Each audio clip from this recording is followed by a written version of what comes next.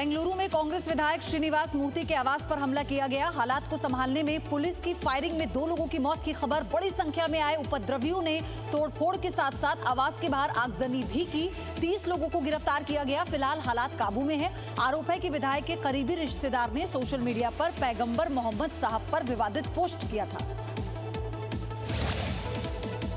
बेंगलुरु में धारा 144 लगा दी गई है। घटना वाले 2 पुलिस स्टेशन क्षेत्र में कर्फ्यू लगाया गया। 110 लोगों को गिरफ्तार किया गया। कर्नाटक के गृह मंत्री ने कहा कि उपद्रवियों के खिलाफ कार्रवाई होगी। विधायक श्रीनिवास मूर्ति ने भी वीडियो जारी कर अपील की है कि हम सभी भाई भाई हैं। दोषी व्यक्ति को कड़ी सजा दिलाई जाएगी।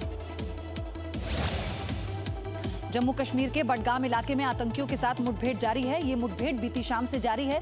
इलाके को चारों तरफ से घेर लिया गया। बीच बीच में फायरिंग भी हो रही है। जम्मू कश्मीर पुलिस और सेना का साझा ऑपरेशन चलाया गया। बॉलीवुड अभिनेता संजय दत्त को लंग यानी फेफड़ों का कैंसर है। उन्होंने सोशल मीडिया पर पोस्ट शेयर कर कहा कि मेडिकल ट्रीटमेंट की वजह से वो काम से ब्रेक ले रहे हैं। संजय दत्त जल्द ही विदेश इलाज के लिए रवाना हो सकते हैं।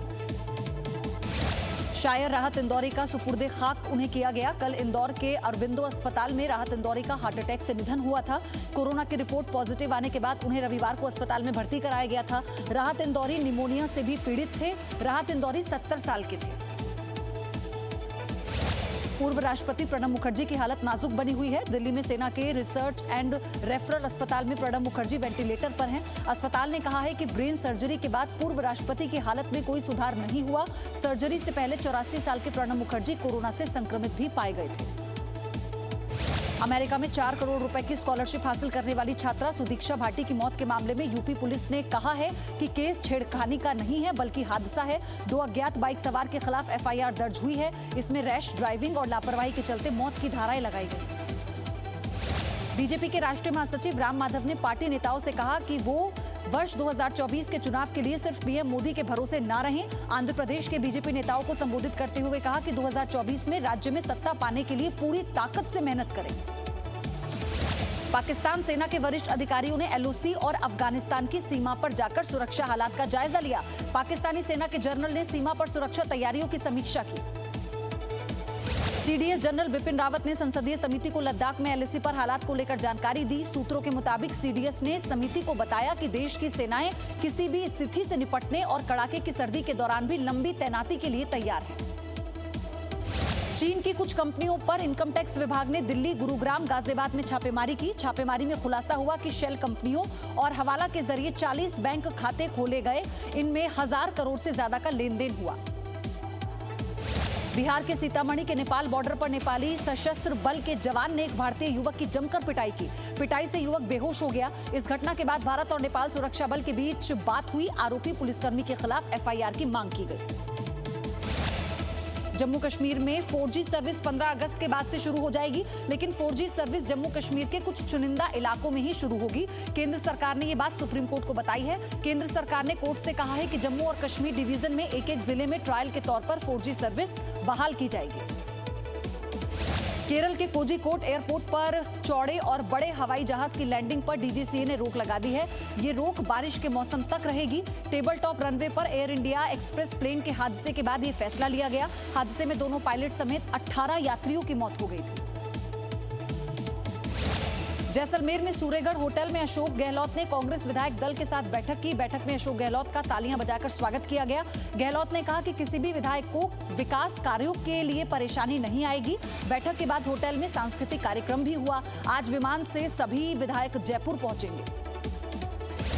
राजस्थान के मुख्यमंत्री अशोक गहलोत ने कहा कि हाईकमान ने 3 लोगों की कमेटी बनाई और दिल्ली में जो फैसले हुए हैं उनके आधार पर आगे की रणनीति बनेगी। अशोक गहलोत ने कहा कि नाराज विधायकों को खुश करने की जिम्मेदारी निभाऊंगा। अशोक गहलोत कल ही जयपुर से जैसलमेर पहुंचे। राजस्थान के पूर्व उप मुख्यमंत्री सचिन पायलट ने कहा कि जो होना होता है वो होता है। राजस्थान कांग्रेस का संकट खत्म होने के बाद जयपुर लौटे सचिन पायलट ने पिछले दिनों उनके खिलाफ कही बातों पर दुख जताया। उन्होंने कहा कि पार्टी जो काम देगी उसे करूंगा। सुप्रीम कोर्ट ने सुशांत केस को बिहार से मुंबई ट्रांसफर करने की रिया चक्रवर्ती की मांग वाली याचिका पर फैसला सुरक्षित रख लिया। सुप्रीम कोर्ट ने कहा कि इस केस से जुड़े सभी पक्ष अपनी लिखित दलील गुरुवार तक जमा कर दें। रिया चक्रवर्ती की ओर से सुप्रीम कोर्ट में कहा गया कि सीबीआई को सुशांत केस की जांच की इजाजत न दी जाए। सुशांत सिंह राजपूत की फॉरेंसिक रिपोर्ट से खुलासा हुआ है कि उनके शरीर में जहरीले पदार्थ नहीं मिले और न ही शरीर पर चोट के निशान थे। सुशांत राजपूत मुंबई में अपने फ्लैट में मृत पाए गए थे। भारत ने रूस के कोविड-19 वैक्सीन को लेने में रुचि दिखाई है। भारत सहित अन्य देशों के सहयोग से रूस वैक्सीन का बड़े पैमाने पर उत्पादन करना चाहता है। एम्स के डायरेक्टर रणदीप गुलेरिया ने कहा कि पहले ये जांचना होगा कि वैक्सीन कितनी सुरक्षित और प्रभावी है। अगर ये सफल है तो प्रभावी होगी। देश में कोरोना की लगातार तेज होती रफ्तार थोड़ी कम हुई। कल 24 घंटे में संक्रमण के 53,601 नए मामले मिले। 24 घंटे में 871 मरीजों की कोरोना से मौत हुई। इसी के साथ देश में कोरोना मरीजों की कुल संख्या 22,68,675 हो गई। कोरोना वायरस संक्रमण से सबसे ज्यादा प्रभावित 10 राज्यों के मुख्यमंत्रियों से प्रधानमंत्री नरेंद्र मोदी ने वीडियो कॉन्फ्रेंसिंग से बात की। पीएम मोदी ने मुख्यमंत्रियों से कहा कि कोरोना के एक्टिव केस कम हुए हैं। प्रधानमंत्री ने कहा कि कोरोना से मृत्यु दर को 1% से भी नीचे लाने का लक्ष्य हासिल करने की कोशिश करें।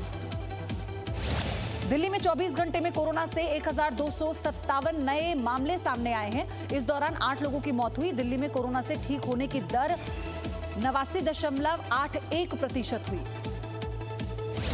बिहार के मुजफ्फरपुर में बाढ़ में ही दूल्हे की बारात निकली।